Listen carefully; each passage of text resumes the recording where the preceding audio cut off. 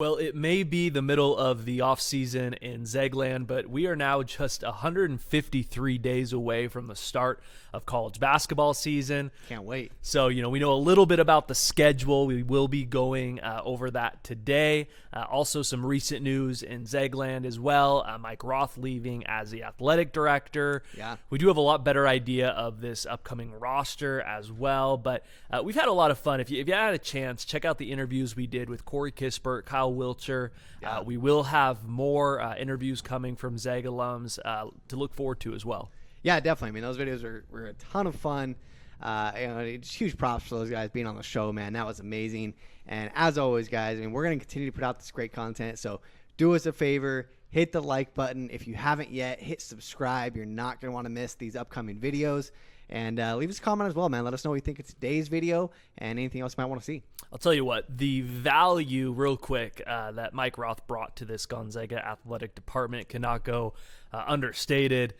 This was a guy who, gave Mark Few this opportunity, and you have to give him credit. Outside of the men's basketball program, this is an athletic department who's had lots of success, lots of NCAA tournament appearances, and so he will be missed. They are internally promoting a candidate, which I think is just kind of the Zeg way to go. Yeah. And so I have no doubt that the entire athletic department, including the basketball team, will go full steam ahead. Losing Mike Roth in one off season and Tommy Lloyd, two big names that are leaving Gonzaga, but they will be fine. And what we kind of said earlier is that we have a pretty good idea of what this upcoming schedule is going to look like. I'm sure we'll be doing other videos, but one thing that's really come more crystal clear over the last couple of weeks is what this roster is going to look like. We knew that Andrew Nembhard would be coming back. We got news early on that Joel Ayayi would be going into the draft. We knew Jalen Suggs would be. Corey wasn't going to come back for that additional year of eligibility. Yeah. But the big piece that we all assumed and now we know is that Drew Timme will be coming back for another season in Spokane. Yeah, and that's just massive news. I mean, we actually talked about that with Corey Kispert. This is the leader of next year's team. I think, we've also talked about it just between us. You saw how Drew Timme talked to the team after the loss to Baylor in that national championship. Yep. And I think it was clear from that moment on that he knew he was taking this team over. The reins were his for this upcoming season. And, just super excited to see him take over that position with this squad. And especially this year as well. Obviously going into last year, the team was dealing with COVID. There weren't the normal practices. This team didn't get a gel the way that this team will get to. So they're going to get the whole summer. Drew Timme's going to get the whole summer to get this team behind him and looking for big things to happen this season. Drew Timme will most likely be a consensus preseason All-American. Could be on a lot of people's ballot as a preseason Naismith Player of the Year, kind of like Luka Garza was last season. I think will be. Not could be. I think will be. Well, especially just with the tournament that he had. And then we're getting reports out of, Texas that he's putting up, 200, 300 NBA three-pointer shots a day. Yeah, that shot's looking smooth right now. Yeah, you see how much he's just worked on his game since the season ended, and we talked to Corey about it, like you said. I think, when the season ended last year, Corey Kispert kind of got back into the lab, worked on the things he needed to work on for his game to take it to the next level. I think we're seeing that same thing with Drew Timme. Absolutely. So look for a big jump from him, but this is a team coming off of a 31-1 season, the first ever #1 overall seed. And of course, they don't rebuild, they reload. And aside from the key returners with Timme, Nembhard, you got Anton Watson, Julian Strother, who will be playing a much bigger role on this team. Yeah. Dom Harris and Ben Gregg, which is strange that he's a returner and not an incoming freshman. Yeah. But you look at just this recruiting class, it ended up as the #2 ranked recruiting class by 24/7 Sports. And it includes Chet Holmgren, who's the #1 overall recruit, Hunter Salas, who's the number 18 according to 24/7, Nolan Hickman, who's number 30. This is a guy, real quick, that when they had the Iverson Classic, and that was really this year's McDonald's All-American game. There's no other All-Star games going on other than the Iverson Classic. Yep. And Nolan Hickman was the name that time and time again just kept coming up. This was before he announced that this was what a lot of people said the most complete guard at the Iverson Classic. He's now headed to Gonzaga as well. And then we've got Caden Perry. the center out of Battleground. He is healing a back injury right now, so we do hope that he'll be ready really to contribute by the time we get to craziness. But what an exciting incoming class for this Gonzaga Bulldog team. Yeah, it's an incredible class, man. I mean, we've known about Chet Holmgren for a while now, and then it just seemed to get better and better, of course, as the year went on.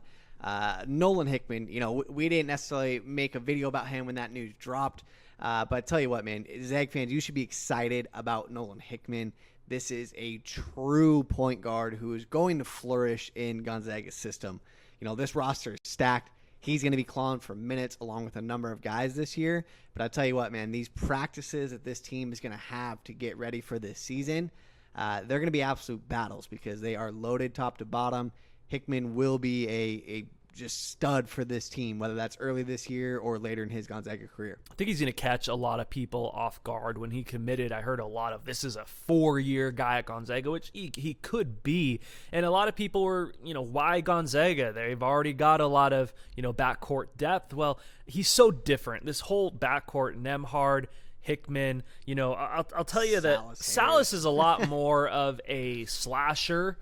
He's an athletic guy, lanky guard that can get to the rim. Of course he can shoot it, but and then I mean, Dom's a kid that coming in, he could get to the rim, but the way he's improved his shot, I think that all 4 guards who are going to get meaningful minutes have such different styles to their game that it would not surprise me at all if all 4 were getting meaningful minutes heading into the season.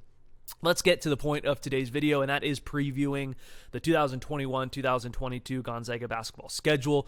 We'll be going over key non-conference games. We're not going to get into, WCC play yet. One of our most our favorite video, I think, is doing our Gonzaga season preview.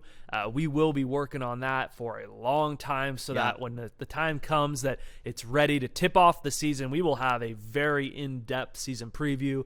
We'll go back over all this again, but let's go over what we know about this Gonzaga schedule, and it's a grinder. I mean, absolutely. The WCC has improved so much, maybe not to the national narrative, but that conference schedule has gotten so much better. But regardless, with the net rankings and all that follows, as Gonzaga, you have to have a strong non-conference schedule. And I think Mark Few and this Gonzaga coaching staff has put together another very strong non-conference schedule. And it starts with the Empire Classic. This was supposed to be at Madison Square Garden. It was moved from New York to Newark, New Jersey. It's a bad trade. It's a bad trade. I think the first L that the Zags probably took this season was the fact they lost out to the Radio City Rockettes for their Christmas spectacular. When they got moved, I said, how funny would it be if it was like Miley Cyrus or some concert, and it was the Radio City Rockettes that moved the Empire Classic from Madison Square Garden to Newark, New Jersey. But you look at this field, you've got Louisville, Oklahoma State, and Providence. This will be the Zags' first true test. And I think the thing, and we'll get a little bit more in depth with a lot of the key matchups, but with this field, this is a Gonzaga team that going into last season, they had a lot of that senior leadership. This was a team that could step in game 1 and take on a Kansas and be able to handle that. Not that this team can't, but there's so many new pieces that I believe this will be a great primer for when they move on to the Dukes and the Texases and the Texas Techs in this non-conference schedule and the Alabamas in this non-conference schedule, that you don't see one team on there that really jumps off the page and scares you.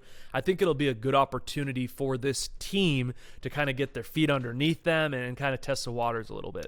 Yeah, absolutely. I mean, last year's team having that leadership was so key. I mean, especially given the pandemic and the fact that the team wasn't able to have their traditional off season the way they wanted it to go. This year, obviously, they're going to have a lot more time to gel as a team, and that's going to be great for the incoming players who are all going to be playing meaningful minutes, as we talked about. So you got to love the way this is set up. It's not a bye game that you're starting with. Against a D3 school or something. You're getting good, solid programs that are in the Empire Classic.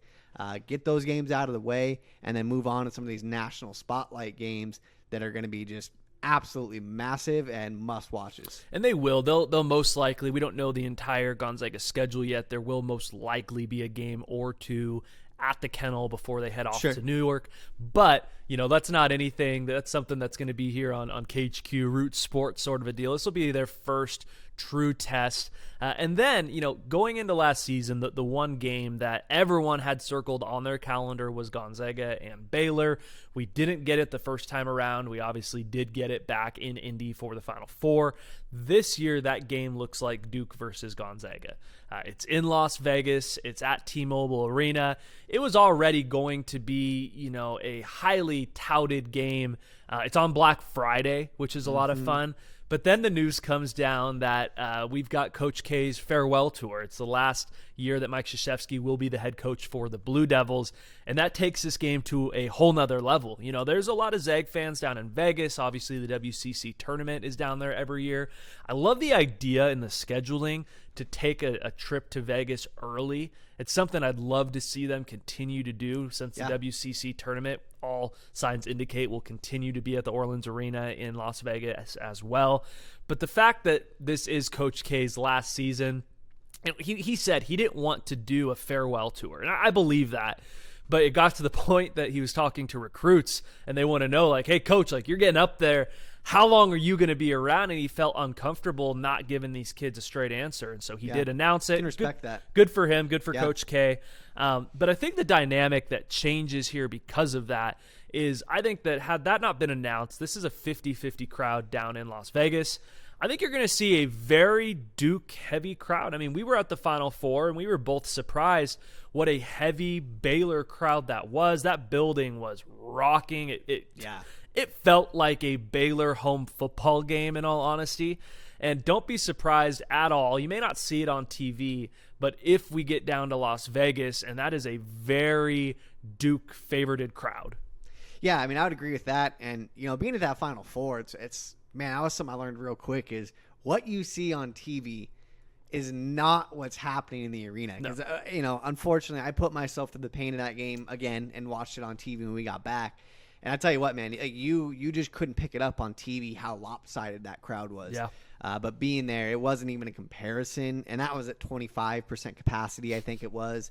You can only imagine being down in Vegas. This arena is going to be packed. So that's going to be interesting to see how that shakes out. But definitely got to agree with you, man. There's going to be more Duke fans just given the news that came out. But, this Gonzaga team's got some dogs this year. You look at Chet Holmgren. You look at, of course, Drew Timme, and just the attitude these guys bring.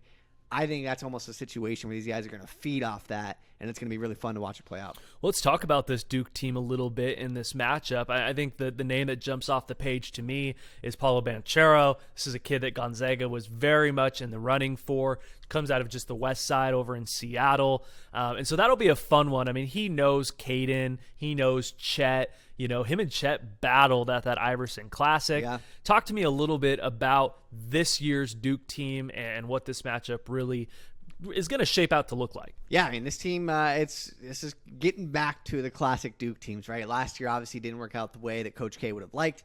This year, he brings in the class. I mean, it's going to look much more like a traditional Duke team that we're used to. Of course, you mentioned Paulo Banchero. He leads the number 4 recruiting class in the country, along with number 15, AJ Griffin, who is a just talented wing scorer, can score at all 3 levels. And Trevor Keels as well, another wing scorer, comes in number 20 on the 24/7 Sports rankings. So they're bringing in three 5-stars. And, Coach K's got a few players coming back as well. I think really for this Duke team, it's going to come down to point guard play for them. And that puts a lot on the shoulders of Jeremy Roach. He was a freshman last year, highly touted recruit that came in, played some good minutes and had some decent stats for them. But it's really going to be on him to take a big jump. And if he can take that jump and help these younger guys, just put them in better positions to succeed, I mean, we're going to see a ranked team. I don't think we see Duke missing the tournament in back-to-back years. And so it's going to be a battle, man. And tell you what, I know the Zags are ready for it. Duke, of course, leads that series 3-1 all time. Gonzaga did peel off the last one. They won that win in Maui. It was one of the biggest wins, truthfully, in Gonzaga history. Yeah. I mean, over R.J. Barrett, Zion Williamson, that was one of the most touted Duke teams. The dream team. In forever, yeah. And, we had some Zags go off in that game as well. I mean, Zach Norvell had 18 points, 3 boards, 3 steals. Rui with 27 and 5. Clark with 17-5 and 6 blocks in that game. I mean, the Zags showed up, and I guarantee you Duke has not forgot about that game. So this is going to be a battle, man. That was a game, I think, when we look back on the history of this Gonzaga program, that was a game that said, hey, like, we're here to stay. We are a national power.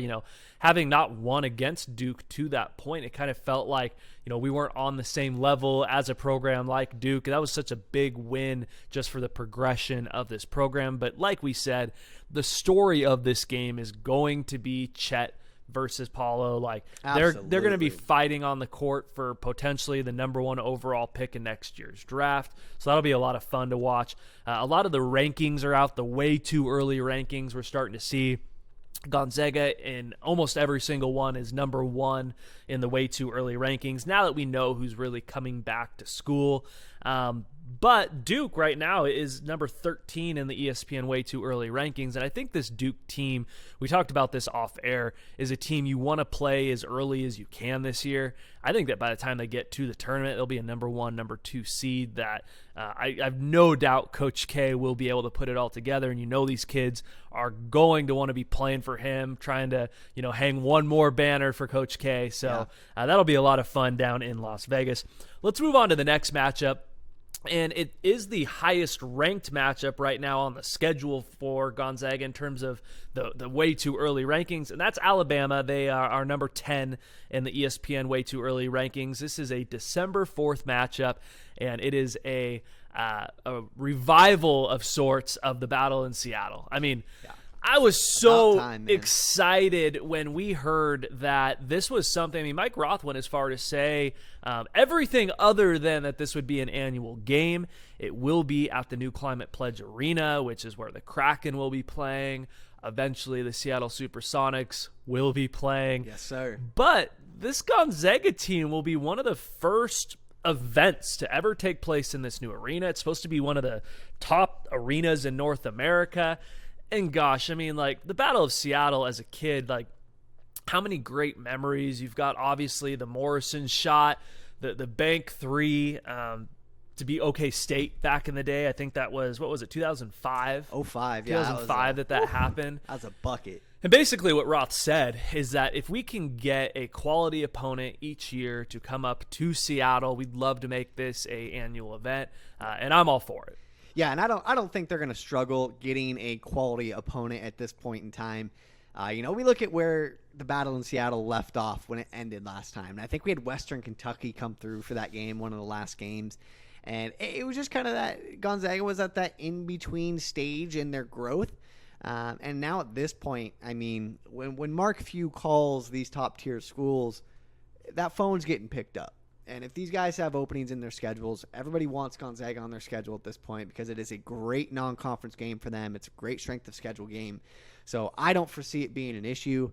And I tell you what, man, I know we've talked about it, but I definitely plan on being there for that game and cannot wait to check out that arena and see these guys play. Yeah, it's on a Saturday. I think the thing with both of these games, too, is they're neutral court games, which does help with your net rankings. Yep. This game in Seattle, there will be a return in Birmingham next season, so that's fun to know that this will be a 2-year series. But let's talk a little bit about this Alabama squad. I mean, again, this is a preseason top 10 team. Another, Duke, Alabama, Texas, who we'll get to in a minute. I mean, you start going through this early season non-conference schedule, they're going to have, it's December 4th. They play Duke on Black Friday, turn around a week later and play Alabama. I mean, we're going to know before Christmas, like we always do, really how good is this Gonzaga team? Are they going to be able to put it all together? We're going to know pretty early how talented this team is. Yeah, you got to love having that schedule and just kind of knowing what you're working with. Getting that out of the way, and then obviously just getting through the grind of the WCC schedule. And I say grind not because it's, you're playing a bunch of necessarily high-ranked teams in there, but, when you're Gonzaga in the WCC, you're getting everyone's best shot. And everyone knows you. They know your program. They know kind of best how to play you, which is try to muddy the game up and slow it down. So there will be a few grinders in there. But, this non-conference schedule, man, it's just absolutely stacked. And you love to see it. Gonzaga has plans to obviously show out during that and try to make another number 1 overall seed happen for him. Give me really quickly, I mean, we'll dive way more in depth as we get closer to the game. Give me really quickly what we know about this Alabama team heading into the season. Man, tell you what, man, it's another great team. 26-7 record last year. Nate Oates has just done great things down there for them. Number 9 recruiting class in the country, though. So this is, again, another great recruiting class coming in. And, that's led by J.D. Davison, who's the number 10 overall recruit in the country, the number 3 PG. He averaged 32 points a game in high school. So if you haven't seen J.D. Davison, I mean, be ready to see an absolutely electric player who can just jump out of the gym. And I know that gets thrown around a lot, but I mean it. This guy can jump almost literally out of the gym. So that's going to be fun to watch. Returning starters and Jaden Shackelford and Javon Quinterly. So they're going to have some veteran leadership there along with these great young players. So I definitely look for this to just be a battle. Alabama is very athletic. They're long. They like to play defense. It's going to be a great test for the Zags. I'm very excited that the battle in Seattle is coming back. I will continue to pound the table that we do need to get the Zags back in the Spokane arena. Just for all of those Spokane Gonzaga fans that don't get a chance to go see them at the Kennel, which is 99.9% of fans. Yeah, that's tough. If you're not from here, they built an arena that, unless you know someone, you can't buy a ticket. Yep. If you find one on StubHub, it's going to be $500, and it's actually, they find out that you're reselling your tickets, they'll get rid of your season tickets. Back in the day, they used to do games at the arena with Wazoo, Eastern, Memphis. Give me Eastern every year at the arena, or Wazoo with Kyle Smith's new squad at the Spokane arena. Let the Zag fans who don't get a chance to go to the Kennel see their team. So I will continue to pound that drum that we need to get the Zags back in a game at an NCAA tournament venue here in Spokane.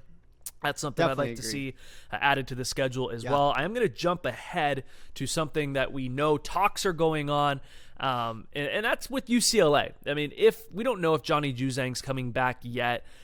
It's funny because he had a tear in the NCAA tournament, but he was very inconsistent before then. I think scouts are just starting to come around. I don't think he's getting the feedback maybe he thought he would in this process. If he comes back, they're probably number 2 in the country. They're top 3 team, no doubt. If he doesn't, they're a fringe top 25 team. But we do know that Gonzaga and UCLA are in talks to get a game on the schedule this season. What I'd like to see is possibly a neutral court game down in LA.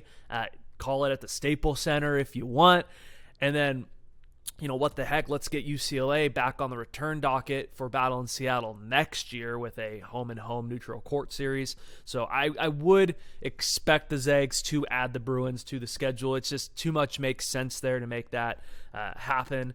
And then the last game we'll talk about that's a key matchup on the Zags schedule is Texas. And they've got Chris Baird now over from Texas Tech, leading the Longhorns in state. We know he'll have Texas as a tournament team every year. As a Zags fan, you should be very familiar with what he runs. They're going to be a tough, gritty zone team on defense.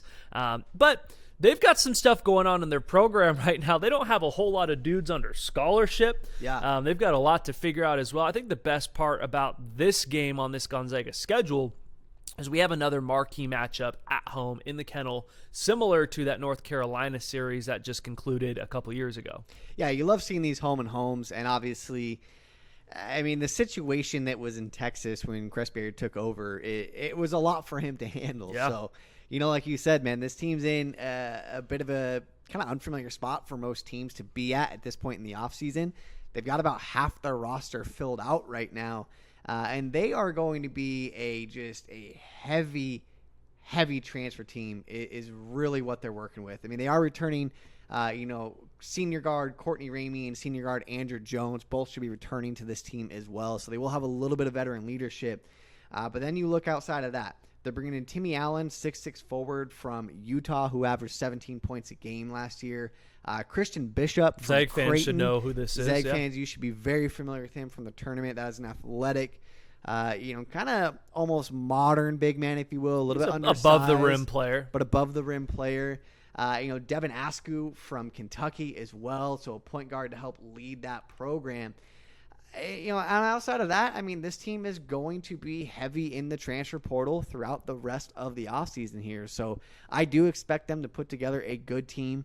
And, I mean, when you're in that situation and you're getting recruits who haven't played together, obviously coming into the season, it takes a great coach to put them together. And I think they have that down there in Texas. So going to be a solid team. I'm happy for the matchup, man. Like you said, you love to see it as a home and home.